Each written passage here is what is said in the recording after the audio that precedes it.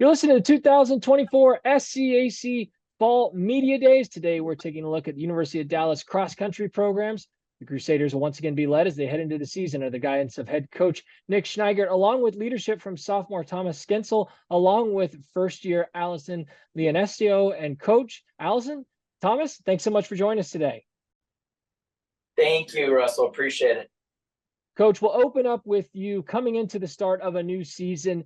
Just take me through your mindset. How excited are you to be back with these two groups? What do you love most about this time of the year? And ultimately, just how much are you looking forward to the start of this journey with these two programs? Yeah, I'm super excited just for a couple of reasons. First reason, obviously, is we're going to have a lot more talent coming in. I feel like compared to what it was 3 years ago, on a yearly basis, we've been getting more talent coming in. It has much improved, and we're getting more athletes with the cross country track and field background. And I'm also excited, for one of my athletes from Bulgaria coming in. His name's Alex. He's a Bulgarian national champion in the triathlon. And he's been just killing his workouts, even in the heat. He's been blossoming, and then obviously just getting a good group of people in here. Again, like I mentioned, the last several SCAC media days we had for the last 5-6 years, we're a different type of school. These kids are fantastic. Not also are they champions in the classroom, but they're champions, out on the cross country course. And it's just a different breed of kids here than the schools that I've coached at before. They all come from religious schools. They all come from, for the most part, they all come from, she's a homeschooler. I got 3 homeschoolers on the squad this year. We cater towards those kind of kids. And, it's just been, when you get these kind of kids where they treat everybody like a brother and sister, it's a really good environment. And so those are the 2 reasons why I'm excited for this upcoming season. So, Thomas, coming into your sophomore campaign, coming off of a rookie season last year, what did you learn going through the course of your first, collegiate cross country season? How much confidence do you gain, having that experience coming into year 2? And what have you continued to work on individually as a runner to grow that confidence coming into this sophomore season? Sure. A big thing that I learned was the aspect of teamwork in cross country. We had a lot of seniors last year who really fostered that environment. So that's something that I definitely want to help do this year on the team.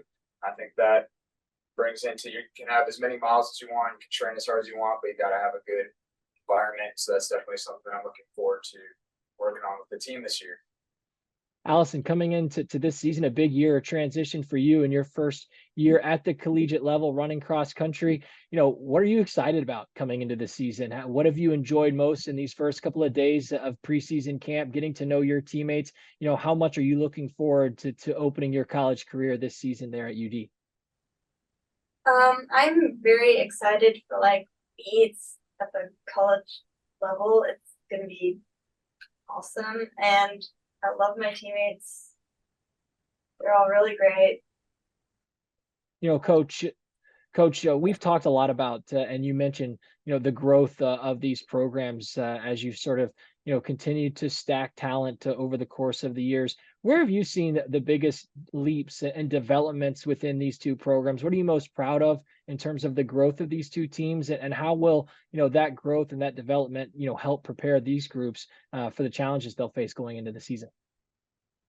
Oh, definitely. Number one answer is the academics here. I know a lot of schools, I'm proud to say this, is that, a lot of schools, don't take any offense to this, but a lot, because I know you're a business major, but, a lot of schools that have the communication majors, the business majors, all that. But most of my kids here, and don't get me wrong, our business program here is fantastic. We are ranked top 5% in the United States according to niche.com in our business program. But then we got kids, on our team that are double majors in classics, philosophy. Remember, we're a classical institute. The only classical institution in the state of Texas. And a lot of these kids have so much on their plate because, for example, we're the only school in the United States where it's required that you have to read all 3 books of Dante, so we got these kids. They're, it's a bit overwhelming for them when they come here, and it's a lot on their plate, a lot on their plate. And I think one of the biggest successes we've had here was trying to get involved with academic success here. And academically, these kids have been flourishing and been talking one-on-one with academic success. Shout out to Dr. Matt Springer, who works here. He's been doing a fantastic job working with their athletes one-on-one. And then obviously just taking the class here that they offer so they can transition. I remember the first couple of years, it was really tough here. I was throwing in the wolves. I was hired that first week of September back in 2019. And then I started learning about all this, the classical education, the movement, the beautiful movement it has created, and many schools are now picking up the classical education curriculum. It's a great thing, but it's also a great nightmare for coaching staff because then, we start losing these kids on how to try to retain them. So it takes a special breed of kids to get here. When it comes to recruiting, I recruit a certain type of kids to get here. Kids who are honor roll students, AP classes, especially a must. And then obviously,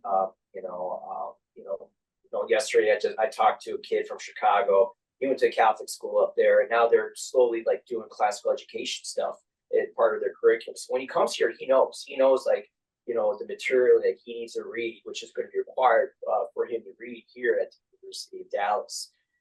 So I think that's a big improvement now, is just trying to retain them and also recruiting kids like that to come down here to the University of Dallas. So I think it's really more about academics than anything else. And then this is also the first year I've been doing preseason. Well, first year in a few years I've been doing preseason, and it's been very successful. One of the big challenges I had was always worried about the heat. So my Southerners, for example, she ran for THESA, the home school education sports association, and she runs in this heat and she runs in the afternoon practices. So she's used to it. It's not a problem. Okay. So she ran 100-degree weather in the afternoon. They'll do their mileage and stuff. But meanwhile, we do have a couple kids, like Tommy struggled last year a little bit because of heat. And my kid from Chicago, he's struggling a little bit too, because up in Chicago, it's 60s and 70s for the last 3-4 weeks. So, today, I gave him a little bit of a lighter workout because we had a really tough workout yesterday. We were doing 2 days. So it was a tough workout for him. But I think we're adjusting, slowly adjusting. So far, it's been great. I've been having a great time here, Russell. It's been a lot of fun, and I'm sure the student athletes are having a lot of fun as well.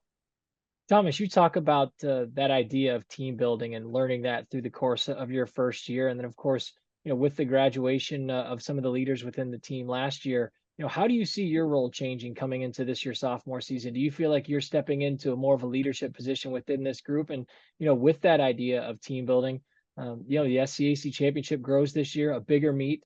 How important will that team chemistry be for the success at a larger meet come championship time? Sure. I definitely think there is a need for us now sophomores to step up and lead the team. We're going to miss our seniors dearly, but they're not here anymore. So it's down to us. But I think that role is going to be a real fun one to fill because we need to interact with the freshmen who are taking the courses that we just took last year and help them through that. So on an academic level, and then also on a physical level through our sport. We've experienced the meets and the atmosphere that occurs there. So we definitely help them out with that. And it's going to be a great environment. More people in the conference. I'm looking forward to that. It's going to be a real exciting time. Allison, you talked about your excitement coming into your first season and what you're looking forward to. What do you expect to be kind of the biggest adjustments, whether it be, on race day or throughout the course of the week and just getting used to, that first year in a college environment? How do you expect to attack those adjustments going into the year? So I think that the workouts are going to be a lot harder for college than they were for high school. They're going to be a lot different. And also the races are going to be longer because usually in high school I would run 2 miles in cross country and track. So it's, it's just gonna be a little bit of an adjustment both those ways. Coach, tell me a little about these two teams. What are you excited about with these groups for those that are going to be, coming across Dallas cross country for the first time this season, start supporting this team? What can they expect to see from these two programs? What are you excited to learn about these two groups? And, what will those characteristics do as far as helping them, take on the challenges of this season? I think talent wise, every year we get better since I got here. And I mean, I know we lost Anna. Anna was great when she was here. And then when she left and my seniors graduated, and then the COVID and everything, it was hard to get a full team together for both men and women. But this year for women, right now I got 10 in a roster, and last year I was struggling a little bit, but we got through last year, and this year my number 5 will be talented. So that's one of the biggest things I've noticed. And I definitely want them to be leaders, and all of them. I want them to have fun, and then obviously be successful when they graduate from the University of Dallas, and be positive. And hopefully this will be a good experience for them for the next 4 years. So I just super excited about what's going to happen this year. Every year I'm super excited about what's going to happen, and so cross my fingers and hoping for the best.